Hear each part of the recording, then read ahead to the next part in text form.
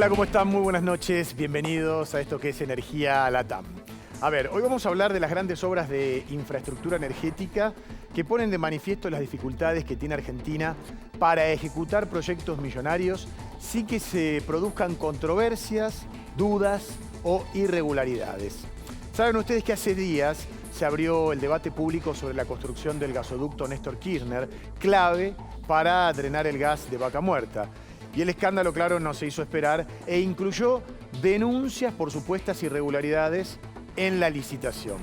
La discusión política terminó en tribunales y hoy crecen las dudas sobre el futuro de una obra más que necesaria. Esto te lo venimos contando en muchos programas. Pero no es la única construcción o ampliación de gasoductos que termina bajo la lupa de los jueces, lamentablemente. Por eso hoy te proponemos hacer un repaso de, diríamos, otros fracasos de la gestión pública, incluida la fórmula legal y financiera que se usó en cada uno de estos casos que te vamos a mencionar. Por eso hemos invitado al doctor Julio César Fonrush, abogado especializado en Derecho del Petróleo y el Gas, socio además del estudio JP O'Farrell. Así arranca Energía Latam. Bienvenidos.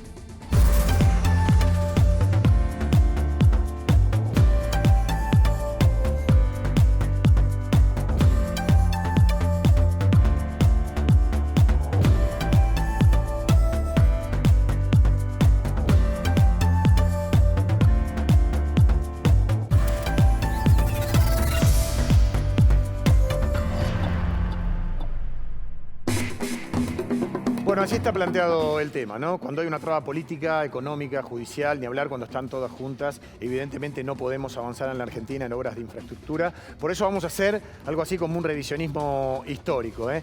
Seguí actualizado toda la semana en el portal energialatam.com. Acordate, energialatam.com. Allí puedes dejarnos tus comentarios, sugerencias, consejos, todo es bienvenido. Y en el Twitter también, @LatamEnergía.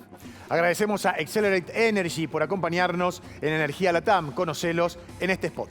Accelerate brinda servicios de regasificación de GNL para abastecer a la Argentina de energía confiable, económica, ayudando a las industrias a crecer y a los hogares a mantenerse seguros y confortables. Accelerate Energy. Convertimos grandes ideas en energía real.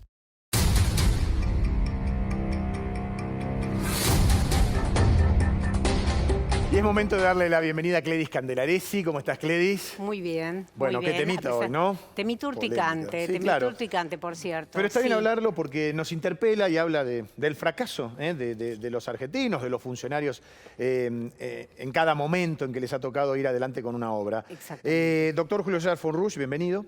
Muchas gracias. Bueno, especializado en Derecho del Petróleo y el Gas, socio del estudio JP O'Farrell, tiene 20 años en el ejercicio profesional, les cuento, y ha intervenido en juicios por empresas del sector energético y minero. Arrancamos con Cledis y después comenzamos a intervenir. ¿Le parece? Bueno, gracias por estar aquí. Cledis, a ver, Bueno, construcción de gasoductos, todos los caminos conducen a la justicia, Bueno, y digo, inexorablemente. Bueno, eso es lo que parece. Eso está mostrando la experiencia relativamente reciente de la Argentina. Yo comenzaría esto con una recomendación, que el árbol no nos impida ver el bosque. Primera cuestión. Y segunda cuestión, un dato que justifica esta recomendación. Vos sabés que el debate hoy respecto al gasoducto Néstor Kirchner está centrado en la provisión de los insumos básicos para atender el gasoducto, que son los caños. Vos sabés que hay en distintos puntos del país, esparcidos por distintos puntos del país, materiales que se compraron para ampliaciones anteriores de gasoductos. Así que se invirtió la plata, Sí. están los materiales, una turbocompresora, hay chapas, etcétera, etcétera, que no fueron utilizados. Bueno, lo vamos a repasar, ¿eh? Sí, Ahora lo vamos a señor. repasar en minutos nada más. A ver, doctor Fonrush, le quiero preguntar, ¿cuánto puede el expediente judicial de la obra, que no se puede realizar todavía, el gasoducto Néstor Kirchner, trabarla para que en el próximo invierno todavía estemos de esta manera o no? Ante todo, creo que hay una confusión. El juez Refecas no puede trabar la ejecución de la obra. El contrato administrativo, ya una parte fue adjudicada y tengo entendido que los oferentes cuyas ofertas fueron desestimadas, fueron rechazadas, digamos, no presentaron, me voy a corregir, no presentaron impugnaciones contra la adjudicación que hubo. O sea, En la parte del procedimiento administrativo no habrían, digamos, elementos que afecten de nulidad al acto de adjudicación. También hay un detalle, ¿no?, que lo estaba viendo y cuando los escuchaba me picaba en la cabeza, que es la competencia para anular este tipo digamos, ante los procedimientos de impugnación aplicables, es el Fuero Contencioso Administrativo Federal. No es el fuero del señor magistrado Daniel Refeca, sino que es el Fuero Contencioso Administrativo Federal. Esto sí refleja lo que es algo que parece, a mi entender, una broma de mal gusto. ¿Por qué digo una broma de mal gusto? ¿Cuándo empezó todo este cuestionamiento? Empezó en el acto del centenario de nuestra empresa estatal, de la ANOC, de nuestro país, a los ojos visibles de todo el mundo, una celebración internacional, una diferencia entre un ministro que por lo menos hace un año que se viene deslizando su salida y la vicepresidenta de la Nación. Lamentablemente es vergonzoso que se haya dado la situación como que se dio y en el momento, porque lo único que genera la intervención del magistrado Refecas es atemorizar a los funcionarios que están interviniendo y que tienen que firmar o intervenir en la ejecución de este contrato para lo que es su desarrollo y avance. Ya tuvimos una renuncia en ARSA recientemente y lo único que está haciendo es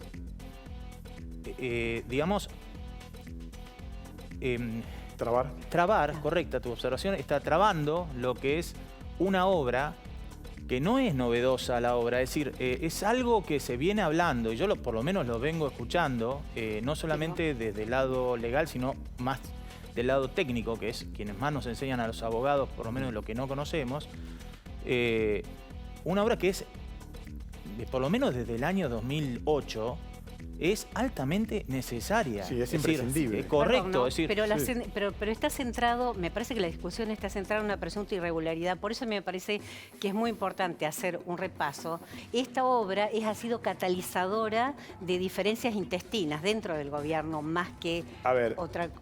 Pero vamos a recordarla. Y doctor Fornucci, ¿usted quiere darnos algún detalle o hacer alguna reflexión? Con todo gusto. Bueno, el gasoducto Néstor Kirchner del que estamos hablando, esto que usted planteaba, las dudas por favoritismo, esto que nace a partir de la celebración de los 100 años de YPF. Gasoducto Nordeste, caro, incompleto y poco útil. ¿Podemos recordar cuál es este? Sí, a ver, por eso. Hay algunas otras 3 obras que hemos elegido. Que el gasoducto del Nordeste, que empezó, la ejecución son obras que se diseñaron hace 20 años. Se había pensado como recurso para traer gas de Bolivia, que ahora Bolivia ya no puede ser proveedor porque casi no tiene. Claro. Ese gasoducto se proyectó en $1.200 millones y costó más de $2.300 millones. Hubo otro caso, el de la ampliación 1, el famoso probablemente caso más resonante, ¿no? Es el más conocido, donde ahí sí intervino la justicia y hubo algunas irregularidades probadas, entes descabezados.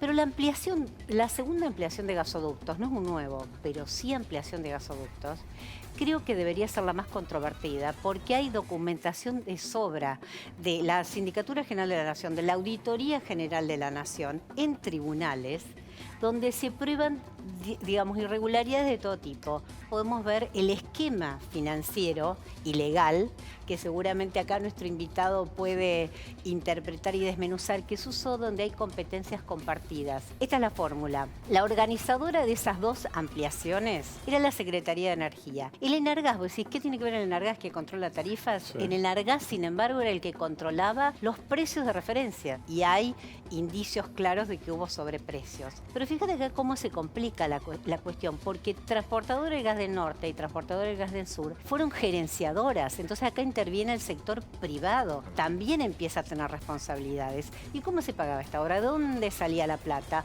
Bueno, se hizo un fondo, Nafisa, que es un fondo fiduciario que estaba a cargo del Banco Nación. Las usinas y los grandes usuarios tenían que poner plata. Así se iba a diseñar la obra.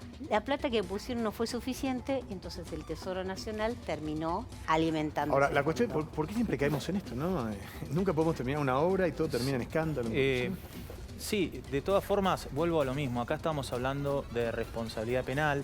Lamentablemente, en algunos de los casos que he visitado, responsabilidades de, digamos, de procesos bajo órdenes de normas anticorrupción de prácticas en el extranjero, en terceros países, donde se cobran sumas millonarias, de lo cual nuestro país no participa en ningún beneficio.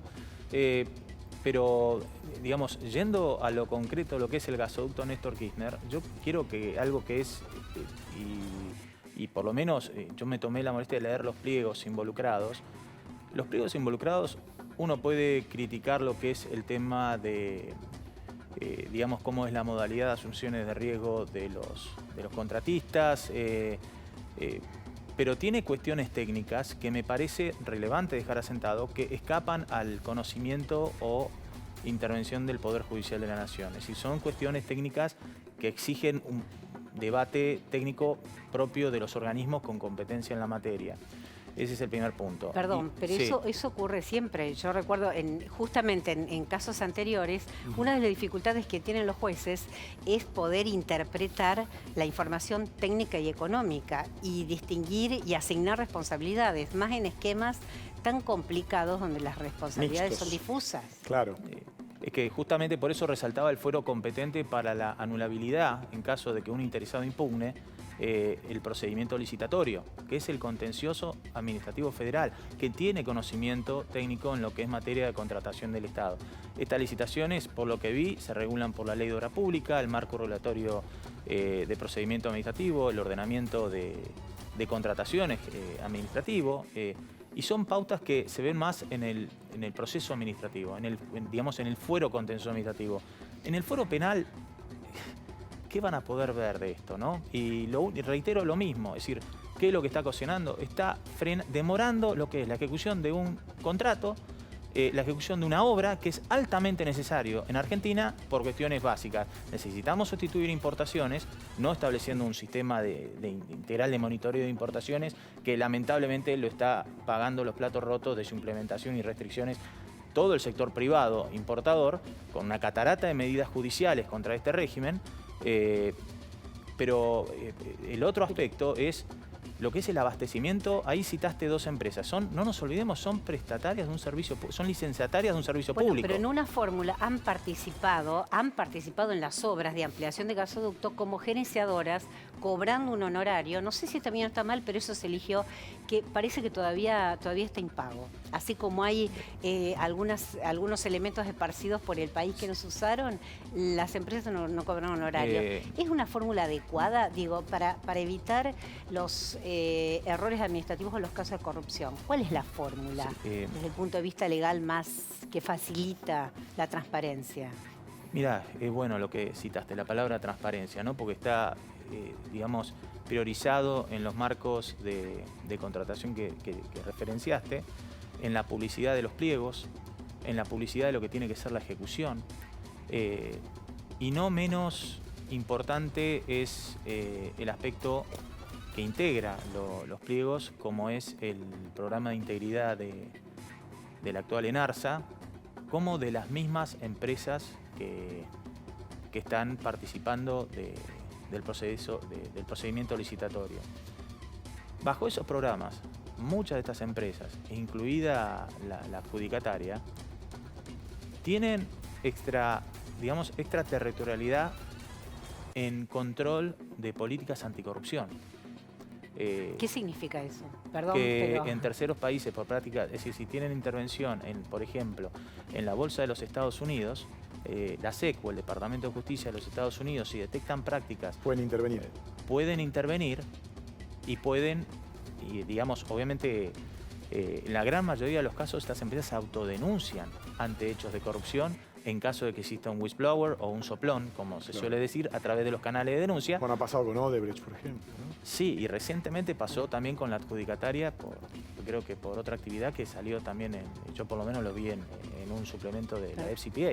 Perdón por la acotación a propósito que Guillermo mencionó a Odebrecht. Justamente cuando estaba Marcelo Odebrecht detenido en el marco de Lava-Jato en Brasil, acá se estaba analizando qué hacer con unos caños que había importado Odebrecht, que estaba involucrada, contratada para la segunda ampliación de gasoductos. Y hay una paradoja, cuando se paraliza la obra porque se está investigando, eso genera sobrecostos para el Estado. Claro.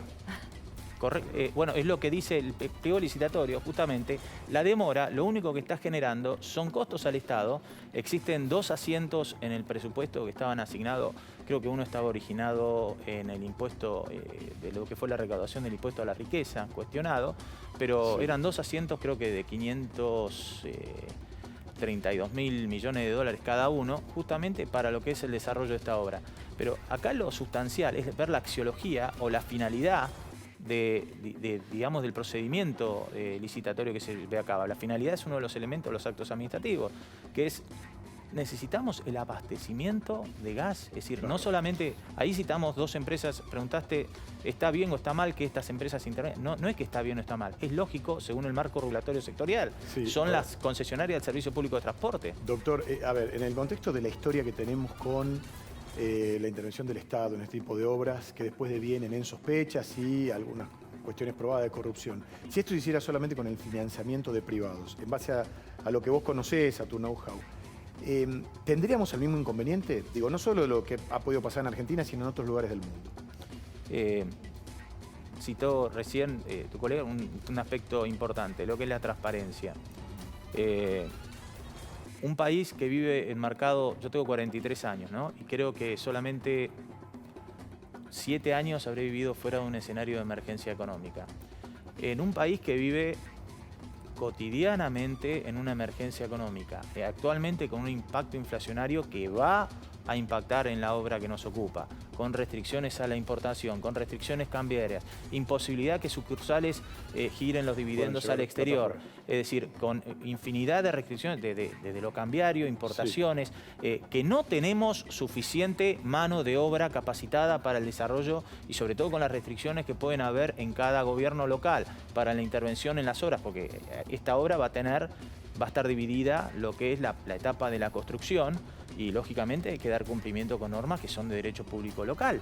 Es decir, se disponen de todos los, digamos, de todos los, del personal idóneo para lo que es la ejecución de la obra y ojalá que sí, pero anticiparía una respuesta negativa. Es decir, y no nos olvidemos que el marco de compra y contrato local, que debería ser de fomento, es parte integrante de estos pliegos. Pero nadie discute, por eso está clara que la obra es necesaria. Pero... ¿Me permitís? Porque uno dice, en todos lados se cuecen habas, como diría la abuela, de las que no nos gustan. Hay otros lugares en donde ocurre este tipo de hechos, donde se paralizan obras por sospecha de corrupción. Nosotros vamos a escuchar 2 casos ahora. Uno de Hidroituango, en Colombia, y Camisea, en Perú, que también generaron grandes conflictos, como generan estas obras. Y esto nos lo va a contar nuestro colega venezolano Gilberto Rojas, hoy exiliado en Colombia, como muchos venezolanos, y con más de 10 años de experiencia escribiendo en medios internacionales sobre este tema. Escúchenlo. Como quizás ya saben, los proyectos hidroeléctricos en general de grandes magnitudes en nuestros países terminan casi siempre costando más de la cuenta. Están ahogados en escándalos de corrupción y corren el riesgo de ser modificados hasta detenidos de gobierno en gobierno. Así como Argentina no está exenta de esto, tampoco lo está el resto de la región. Y precisamente está pasando tanto en Perú como en Colombia. Del lado inca tenemos el proyecto gasífero Camisea y del lado cafetero nos encontramos con la hidroeléctrica Hidroituango. De ambos se esperaba mucho más. Y pasan los años y siguen siendo más un problema que la solución prometida. Camisea es la reserva de gas natural más importante del Perú, la cual es 10 veces mayor que cualquier otra descubierta en ese país, una de las más importantes de América Latina. Sin embargo, la mitad del gas que se logra sacar y exportar se está haciendo a precios escandalosamente bajos debido a los cambios en el contrato original y realizados en el gobierno de Alejandro Toledo. Ahora vámonos a Colombia, en Hidroituango. Este es un proyecto hidroeléctrico que se diseñó y aún se desarrolla con la intención de generar el 17% de la demanda eléctrica del país. Este comenzó su construcción hace 12 años, en 2010, y esta es la obra que no ha sido terminada. La obra tenía un avance de 84%, existía mucho optimismo, y llegó el desastre. Un error en el diseño de excavación provocó un taponamiento en el desvío del gigante río Cauca, lo que produjo una emergencia de mayúsculas proporciones tanto en la obra como por supuesto en las comunidades aledañas. Pues como vemos, ambos proyectos causan más problemas que beneficios para sus países por la mala gestión de los gobiernos de turno, los cambios que se hacen legislativamente, las denuncias de corrupción perennes desde que comienza el proyecto, los cambios en los lineamientos de los mismos y los vacíos legales. Como ya se dan cuenta, Argentina, una vez más, no está sola en estos problemas. Gracias a nuestro colega. A ver, no es un consuelo, simplemente te estamos mostrando que también pasa en otros países. Sí. Pero ahí apuntó algo que ocurre en otros lados, ocurre también acá, y ahí me parece que sí hay responsabilidades compartidas, que son los cambios de diseño de obra y los cambios de condiciones. Cuando se renegocian, aunque la obra sea estatal, siempre intervienen empresas privadas como contratistas. Claro. Y la renegociación y los cambios de condiciones suelen ser pactadas. Entonces ahí hay también una especie de ida y vuelta, y yo le preguntaría a nuestro invitado, ¿cómo son las corresponsabilidades? ¿Es posible, es fácil establecer las corresponsabilidades en esos casos en una obra de gran envergadura? ¿Dónde termina la responsabilidad del funcionario y dónde de la empresa privada, sea contratista o tenga el rol que tenga o gerenciadora? Todo va a depender, obviamente, de la etapa de la obra que esté involucrada. Por ejemplo, la obra que ahora nos ocupa. Antes de venir acá, yo consulté a varios técnicos especializados en la materia y sin ningún interés partidario. Digamos, el punto en común que tenían es que les parecía bien una obra técnica como la del gasoducto que ahora nos ocupa. ¿Qué hay irregularidades? Obviamente va a ser materia de investigación del fuero penal en caso de que haya una situación delictiva, con la responsabilidad que obviamente le trae aparejada. No hay ningún indicio, sí hay indicios en otras obras, que es un poco lo que estamos planteando ahora, ¿no? En lo que es la parte, si ustedes me preguntan, sobre todo en la etapa en que estamos ahora, yo creo que el control de políticas de integridad, tanto de las empresas que son contratistas, acá estas empresas tienen un marco legal, la ley 27401 de responsabilidad penal de las personas jurídicas, para lo que son hechos de corrupción. Por eso el pliego les dice expresamente que deben contar con un programa de integridad. Esos programas de integridad, que los tienen acá en Argentina y también lo tienen en el exterior, son, digamos, los procedimientos, las reglas o procedimientos sobre los cuales se van a estar involucrando, perdón, que no quiero incurrir en tecnicismo, ¿no? Pero son las reglas y procedimientos que van a guiar el actuar de la empresa en el marco de la relación con el Estado. También van a imponer, y acá es donde más, yo creo que más hay que poner el ojo en la lupa, lo que es la selección de los subcontratistas de las empresas adjudicatarias para la construcción. Ahí es donde tienen que estar los resguardos de transparencia, ahí es donde tienen que estar los controles de precios, y ahí es donde tiene que estar puesto lo que es el control de la ejecución de este contrato. Porque no nos olvidemos que ahí empiezan a aparecer otros agentes que ninguno estaba ahí citado. Entes públicos no estatales. Y ustedes me preguntarán, ¿un ente público no estatal puede intervenir en esto? Sí.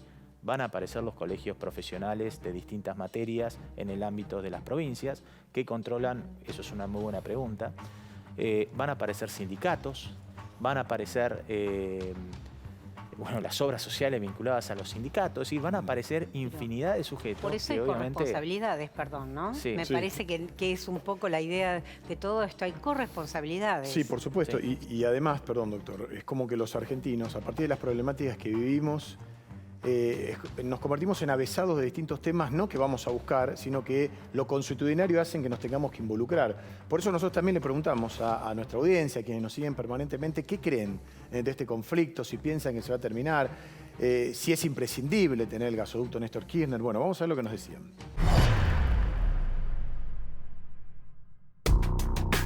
En el contexto político actual me parece muy difícil, pero tengo la esperanza de que algún día nuestros políticos, nuestros gobernantes, ajusten sus diferencias y tomen un mismo camino en conjunto para lograr buenas cosas. Y en ese plano sí, sea el gasoducto o cualquier obra que emprendamos como país, vamos a lograr muy buenas cosas.